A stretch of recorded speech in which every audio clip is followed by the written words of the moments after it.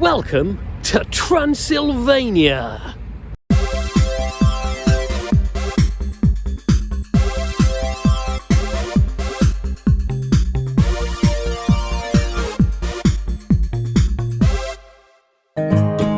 Yeah, so we were over in Romania for New Year's, as we often are. This time we're back for half term. It's my mother-in-law's 60th birthday.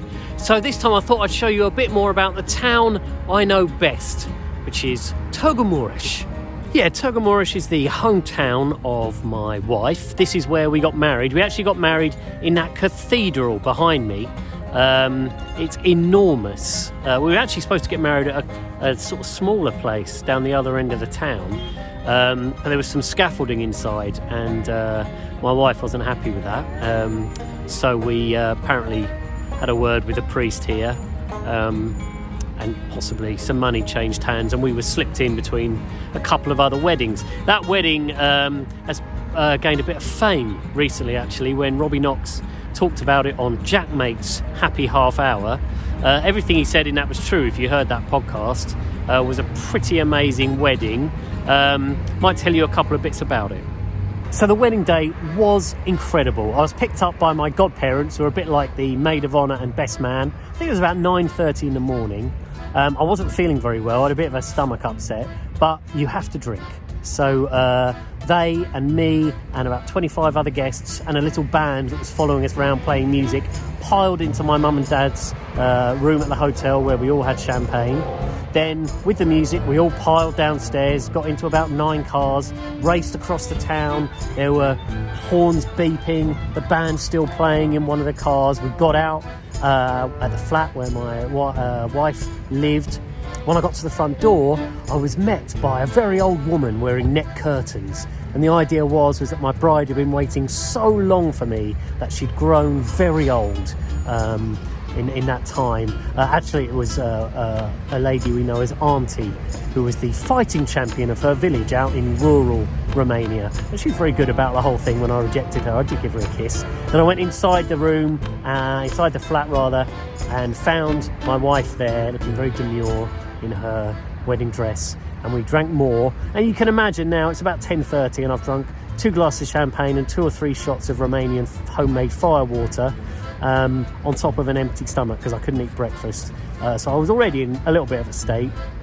The wedding didn't really last that long. My memory is about 20-25 minutes, something like that. We'd been slipped in between 2 other weddings at the last minute. But no one sits down in there. Everyone just sort of mills around, and people were taking pictures of the beautiful scenery inside, and obviously the wedding that was happening as well. There was the wedding after us was just waiting by the door for us to finish. I got to wear a crown, which I thought was great. I thought I was going to get to keep the crown, but then I wasn't. It's a bit disappointing. And throughout most of it, I had to hold a candle and a ribbon.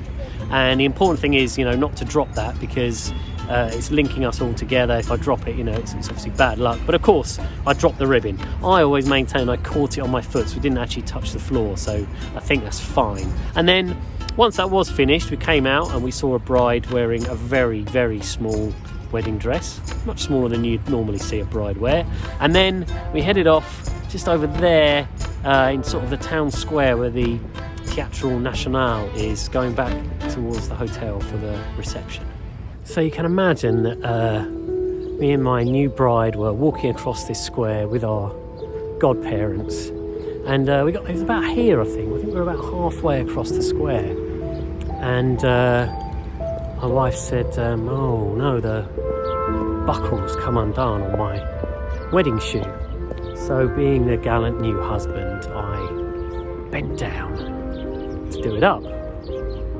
And as I did that, and as I lowered my head, suddenly the alcohol from the morning and the fact that I hadn't eaten a single bite, bear in mind it's probably about 11:30 now, all caught up with me, and I almost passed out before the reception even started. And in the end, what we had to do was we struggled over to the hotel, and I had a little sit down in a room and a cup of tea until I felt better. So behind me is the Continental Hotel where we had the wedding reception. Weirdly, I've never been there since, even though we come here couple of times a year, just tend to stay in other places, really. Nothing against the Hotel Continental. It was very good. The way it works was it lasted about 12 hours, and you just literally just had something to eat, then you danced for 2 hours, then you had another course, then you danced for 2 hours, then another course, then you danced for 2 hours. That was it, from about midday till about nearly midnight. And it was really great. There were about 100 people there, most of whom I did not know at all, and I don't think I've seen most of them since.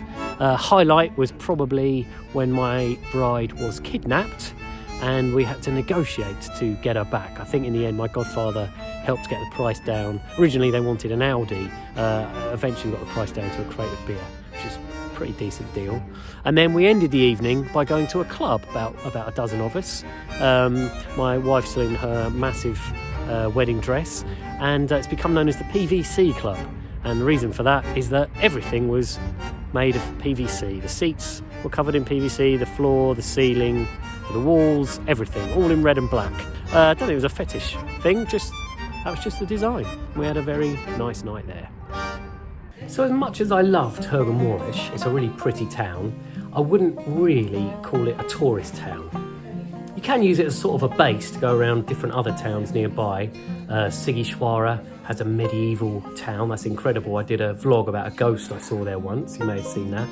Then you've also got Cluj, which is a big city, a couple of hours away, and then another beautiful city, Sibiu, is not too far away either.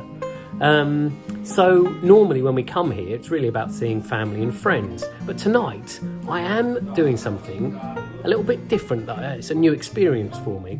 I'm at my friend Sergiu's house. You may have seen him if you watch the New Year's video. He's the one that makes his own pizzas in his own pizza oven, which he built up in the mountains. I'm now in his flat back in Târgu Mures. Anyway, tonight, it's a Tuesday night, it's Champions League night, and Sergiu is going to take me to a Romanian sports bar to watch the match. So it's going to be really interesting. I've never been to a Romanian sports bar before. Let's see what happens. So yes, my plan was to show you this Romanian sports bar and perhaps provide some witty commentary during the evening.